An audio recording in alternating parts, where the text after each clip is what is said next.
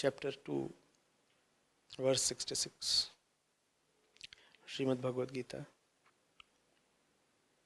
For the unsteady, there is no intellect, Buddhi, and there is no contemplation, bhavana, for the unsteady man. And for an unmeditative man, there is no peace. How can there be happiness for the one without peace? Acharya ji Pranam.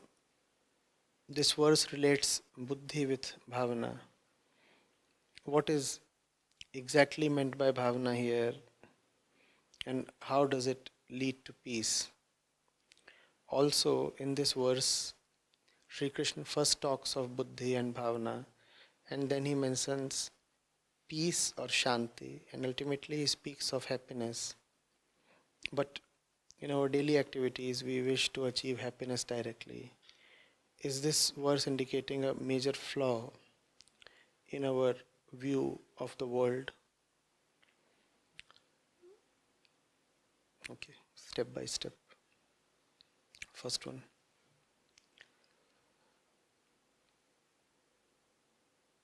This verse relates Buddhi with Bhavana. What is exactly meant by Bhavana here, and how does it lead to peace? The verse says, for the unsteady there is no intellect, Buddhi, and there is no contemplation, Bhavana. For the unsteady there is neither Buddhi nor Bhavana, and Buddhi here refers to, has been rather translated as intellect, and Bhavana as contemplation. They refer to two parts of the same thing. The one who is unsteady is not steady where he must be. Are you getting it? He is steady really somewhere else. He has taken roots somewhere else. He is not centered where he must be. Instead, he has found an alternate and false and worthless center.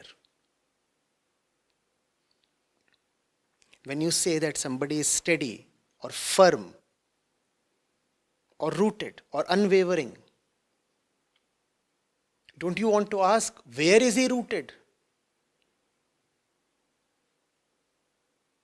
Where is he steady? What is he steady about? That is implicit in the word steadiness, that you have to be steady in the truth. So to be unsteady in the truth is really to be committed to something else.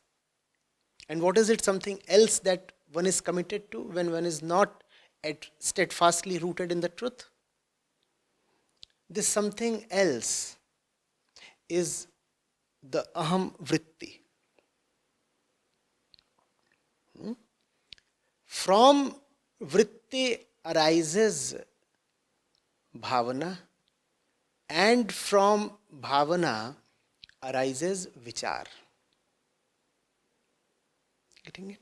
Buddhi operates through vichar. Buddhi is in the same dimension as vichar. So when the verse says that for the unsteady there is neither buddhi nor bhavana, what is being said is that when you are unsteady, both vritti and vichar go wrong. Because your vritti is now on its own, separated from the truth. Therefore, vritti becomes rootless, uncontrolled, somewhat of an autocrat. a sovereign in itself.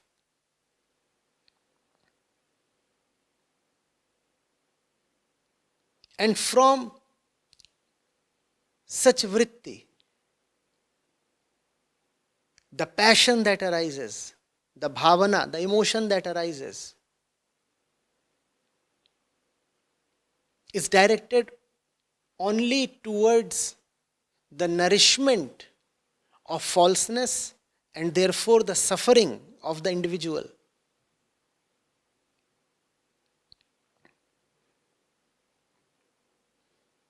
And when the underlying passion itself is directed towards falseness, all the thoughts that will arise from the passion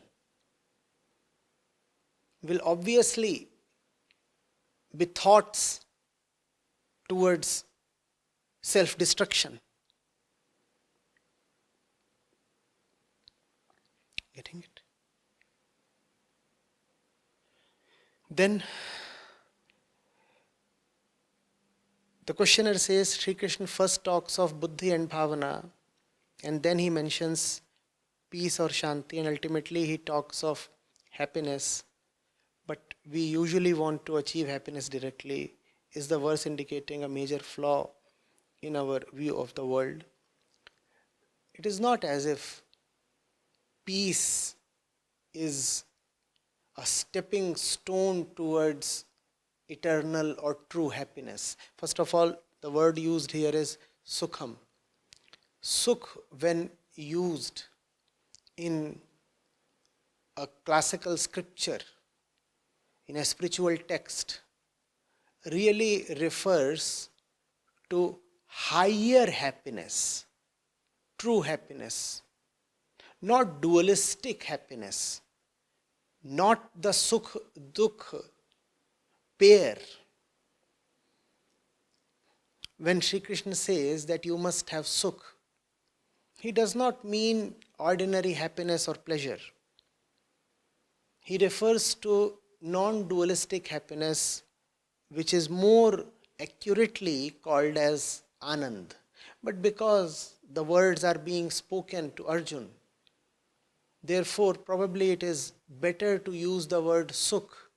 Arjun, due to his conditioning, would resonate more readily with Sukh than Anand. But read Sukh as Anand here. Okay. Peace is not a step towards Anand. Peace and Anand are the same thing. Spirituality is not about creating more and more layers and structures and distinctions. Anyway, we are a victim of the endless divisions and distinctions we have created.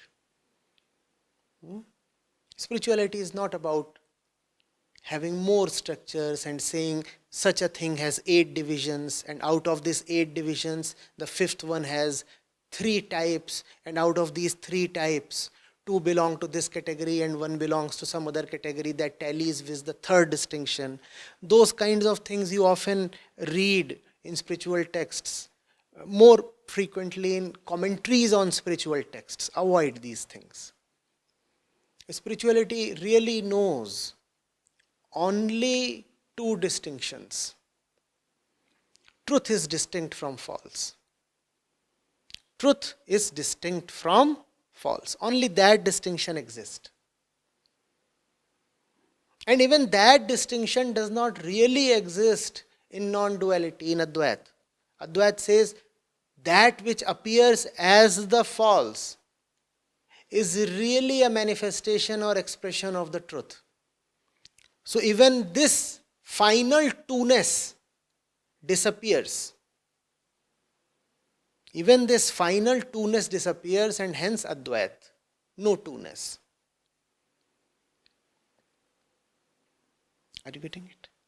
So peace and happiness and liberation and simplicity and clarity, they should not be taken as separate states or something. Remember that all the separate states all the separations really exist only in the conceptual mind, only in thoughts as ideas. And all the concepts and ideas and meditations are anyway of no avail when we say that on one side is silence and emptiness, and on other side are all the ideas of the mind. All the distinctions that you have created are clubbed together and brought under one single umbrella. What's the name of that umbrella? Mind. So there is the mind, and then there is the mother of the mind, that which is beyond the mind, that you can call as the full mind, or that which you can call as the no mind. Only these two distinctions are there. Do not bother for a lot of distinctions. A lot of so-called spiritual scholarliness is based on mugging up those distinctions. What are the 12 types of such and such thing? And someone comes and says, I remember all the 12 types. And then he is taken as some kind of a great spiritual or religious scholar. Nonsense.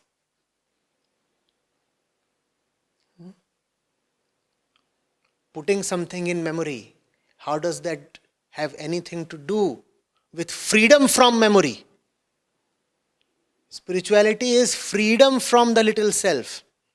By adding some concept to the memory, how are you gaining freedom from memory itself? How? Rather, you are, in your own eyes, glorifying the value of memory. Are you not? By putting something in your memory and de facto attaching your ego to it, your identity to it, are you not glorifying memory itself? And if you are glorifying memory, how will you be liberated from memory? Memory is such a burden, is it not? To be always remembering something. To remember something is to think about it. And if the mind is constantly thinking, where is relief? Where is freedom?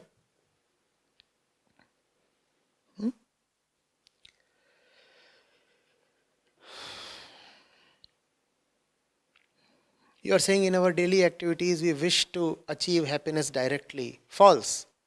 We never wish to achieve happiness directly. We always want mediated happiness. Don't you say, I will get happiness by doing this. I will get happiness through him or her. I will get happiness when I achieve that. I will allow myself to be happy when I reach there. So our happiness is not meditated, it is mediated. You understand mediated? Between us and happiness, and I'm talking of true happiness, the higher happiness, joy, bliss, anand. Between us and the true happiness always stands something, a condition, a mediator. How will I achieve happiness? Through my wife. So who is mediating? The wife. How will I achieve happiness? Through that new car. Who is mediating? The car is mediating. So you are obviously not very attentive or conscious when you are writing this question, when you say in our daily activities we wish to achieve happiness directly. No, you don't even try that. In fact, that's the central problem. We always bring in the world as the mediator. We always want some middleman in between. I will get the truth through this. Through the world, I will get the truth. Now the truth actually becomes unimportant. The world becomes very, very important. The truth is de facto forgotten. The real thing goes for a toss. And the worthless mediator gains all the importance.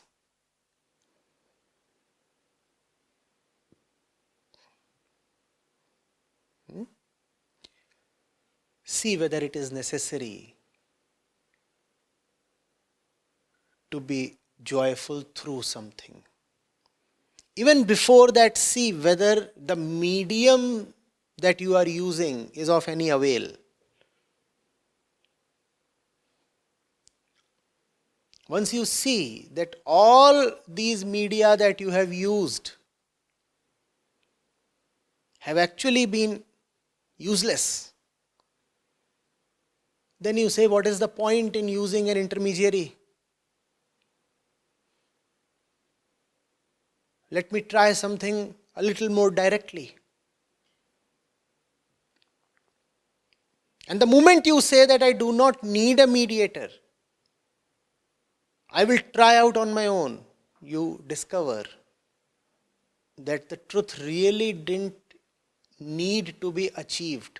It didn't need to be achieved through a mediator. It does not even need to be achieved without a mediator. It's just that when there is a mediator, then the fact that the truth does not need to be achieved at all remains hidden. Remains hidden in the shadow of the mediator.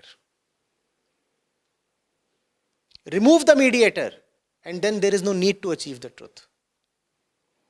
The very need to achieve the truth through the mediator is created by the mediator itself. The mediator says,